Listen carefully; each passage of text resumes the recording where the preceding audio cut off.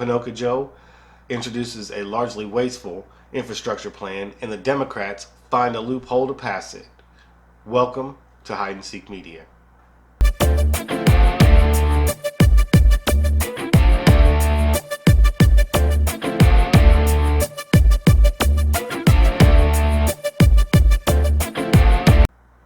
Hey guys, thanks for tuning in and welcome to the channel. If this is your first time, I created Hide and Seek Media to share my opinions and thoughts on current events, sports, and politics. So if that's your cup of tea, hit the subscribe button and the notification bell so you get notified anytime I drop a new video. Leave a comment down below. Let me know what you think of the video at the end. And make sure to smash that like button if you like this video. Now, let's get into how the Democrats are going to pass this wasteful infrastructure bill. All right, so the Democrats have found this loophole to start pushing major legislation that they want pushed through the House and Senate. So right now, the Democrats control everything. They control the House, the Senate, and the presidency. So, it's really hard, to get things passed through the Senate because of a filibuster. So that the Republicans can filibuster, and then to oppose any legislation, and then the Democrats would then need to get 60 or more, 60 votes, which means they would have to get 10 Republicans to vote on their side in order to break the filibuster and get the legislation passed, moved forward to the president. So right now they found a loophole to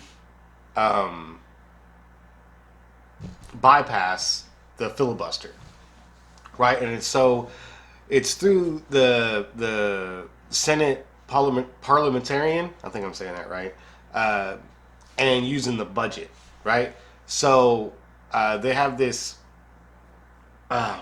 Excuse me. So there's this thing where it's called a budget reconciliation, and the Senate can do one twice a year, right? So essentially, if they do this year's budget and next year's budget, then the Democrats could essentially do 4 budget reconciliations in 1 year, right? Like if they time it just at the end of this Congress and the beginning of next Congress, right? So by 2022, they could have essentially passed 5 major pieces of legislation without any Republican votes. That's pretty scary to me. I don't know what you guys think, but I kind of like a 2/3 majority on passing legislation. That means you've got to actually work to get some people to agree with you, not just get your party to sign off on it and go forward. So this is really worrisome. And if you really start to think about it, think of all the craziness that these liberals have been trying to push through forever. All right, Joe Biden just signed executive orders on gun putting on more gun restrictions.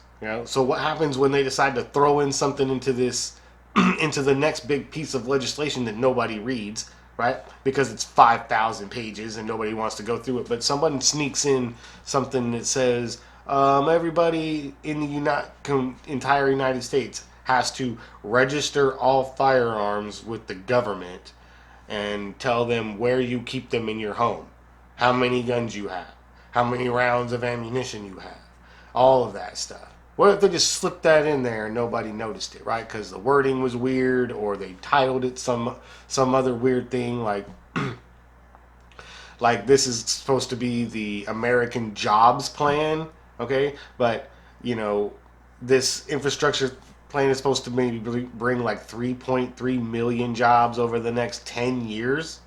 Come on. 19 million jobs total, but we were going to get 15 million of those jobs, 15.7 million of those jobs from the economy recovering over the next, 2 or 3 to 4 years or 10 years or whatever it was. So, Biden touting they were going to get 19 million jobs. That's a load of crap, right? They've already used it once, all right? They've already used this plan once to push through the American Rescue Plan. And, it worked. And that was $1.9 trillion. Now they're trying to push through a $2 trillion infrastructure plan. Okay?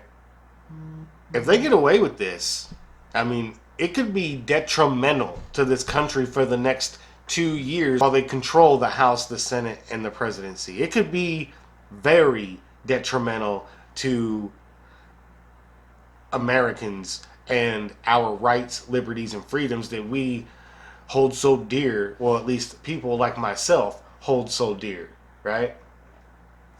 So people need to pay attention, man, and the, because there needs to be a way for us to stop this. All right, there needs to be a way for us to combat them pushing major legislation through on party lines. All right, there needs to be 2/3. No matter what, there needs to be 2/3. There needs to be Republicans that say, yeah, okay, I can kind of see where you're coming from on that, and I'll agree with you on that if you can concede this. And we go back and forth until we work out a deal. Not just, hey, you guys don't agree? We don't care. We're going to push it through. All right, we've already seen that go through with the American Rescue Plan, right? And we'll see what really happens with all that over the next couple of months. But this could be very, very dangerous for American people, American politics, and the American way of life. So, if you aren't paying attention, now you need to start. Okay, this should wake you up. All right, if you haven't been paying attention, this should wake you up, because this is how they're going to take over the country. This is how they're going to take your rights away. All right, it's just for safety. Just wear a mask. It's just for everyone's safety. It's just to be safe. Okay, it's just a mask. What's the big deal? Well, the big deal is my freedom to get sick if I want. My freedom to not be afraid of a virus that's 99.95% survivable. All right? That is my freedom. Now, if you're afraid, by all means, wear a mask. But forcing me to wear one is overstepping your boundaries. And now we get to, well, I went off on a little COVID tangent there, so we'll just get back on track. All right, so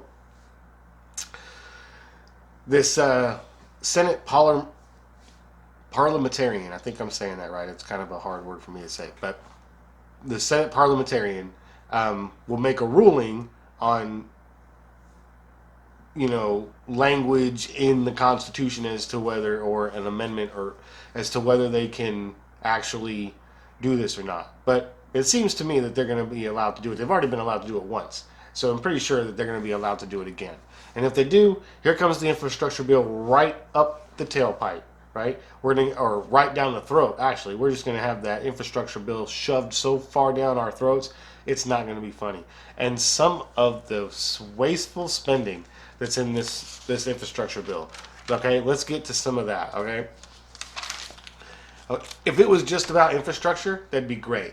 All right. If it was just about rebuilding roads, rebuilding bridges, rebuilding highways, so that our country was, better off, where the roads were better, and that made travel easier, and highways were safer, and bridges were safer, if all of that were taken care of, and that's what was in the infrastructure bill, great, revitalizing some buildings, I can understand that part of it. Building some sustainable housing for like homeless shelters and stuff. Okay, if that's what you're going to do, great. I don't think that's what you're going to do. And $2 trillion, all right, $2 trillion, people. That is a lot of money, all right? $2 trillion, right? On infrastructure. So imagine if you spent $2 trillion on building better trains and better public transportation and better roads and highways, instead of some of the things that they've decided to spend $2 trillion on. Like, let's say $10 billion to create a climate core. Yeah, it's $10 billion, all right, to create a group of people. That's their job to basically study how America's impact on the environment is and all that other crap. $10 billion. Okay, that's billion with a B. Yeah, and that's just the tip of the iceberg. All right. They've snuck so much crap into this bill, so much wasteful spending that it's taxpayer dollars going right out the window. But guess what? It's not mine and your taxpayer dollars. No, no, no, no, no, no. We're still paying for the 80s and 90s. No, no. It's your kids, my kids, their kids' tax dollars paying for this crap right now. And paying $20 billion to advance racial equity and environmental justice.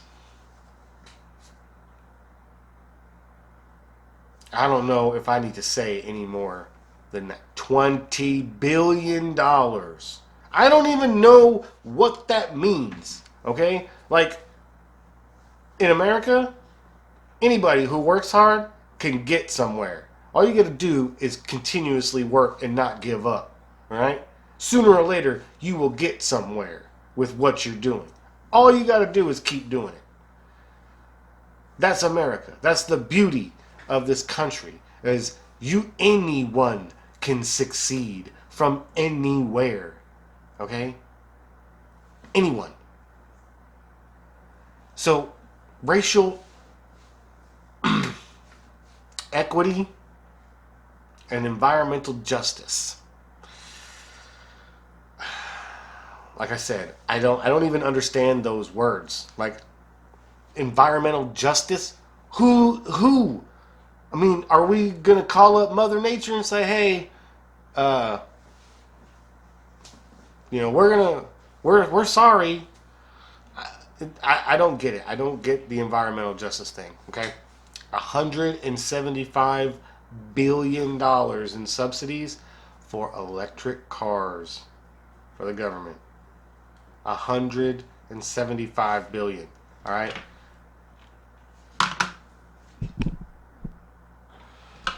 All right. Yeah. So $175 billion in subsidies for electric cars, and guess who?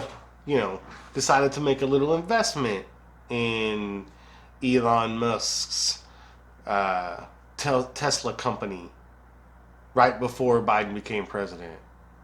Oh yeah, that's right, Nancy Pelosi, Speaker of the House. Yep. And then this comes out. Electric cars for the entire government. And then we get $175 billion in subsidies to make it happen. That's ridiculous. Alright? So, let me ask you, Pinocchio Joe, how do you plan on charging these electric cars? With solar panels? No, you're going to plug them into a wall socket or a charging station. How are you going to run that charging station?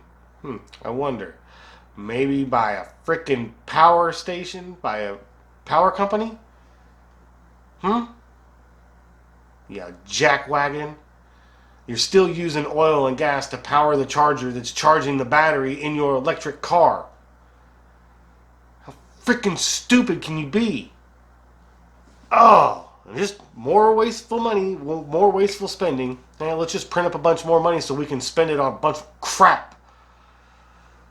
$213 billion to build and retrofit buildings. Okay, so, and to build sustainable housing. That one, I'm kind of okay with. Because it depends on the building, right? Depends on the buildings you're retrofitting, and depends on the kind of buildings you're building. If you're building sustainable housing for, the homeless, hey, I'm all for it. If you're building sustainable housing and retrofitting buildings for veterans, then I'm all for it. But if you're retrofitting government buildings that don't need it, putting more security, more technological bullcrap in there, I'm not for that. All right, I'm not for that. $100 billion, all right, for greener lunches in public schools.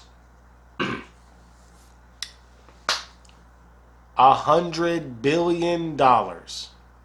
Okay. Now, mind you, this is on top of the $128 billion that was in the COVID bill passed under President Trump that they still haven't spent.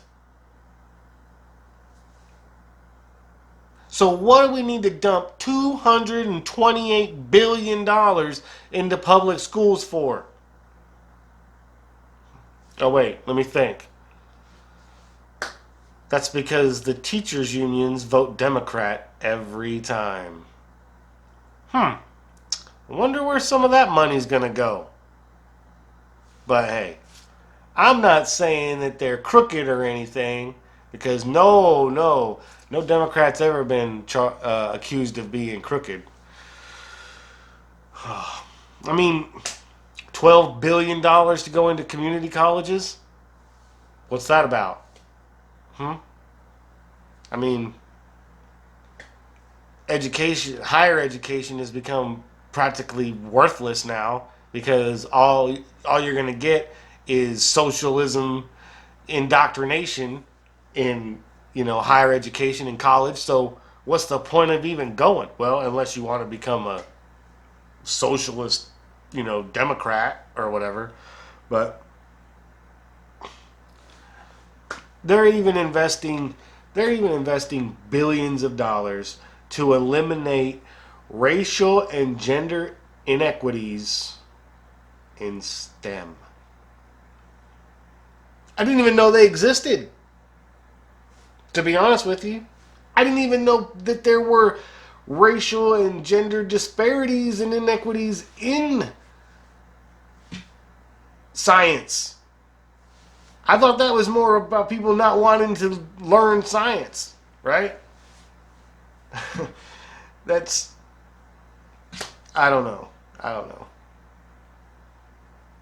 $100 billion to expand broadband in rural areas. That's not a bad idea, except for there's a little caveat in there that the government wants this to be more of government controlled entities that expand the internet out there, the broadband service out there, and not these independent companies. So I do have a problem with that, because I'm a capitalist. I'm all for going out there and making your money. Make your money. If you can offer a better service than your competitors, then by all means, do it. You should be allowed to do it. So those are just a few. All right, that's just a few of the things, of the many things that are listed in this infrastructure plan that are loads and loads of wasteful spending.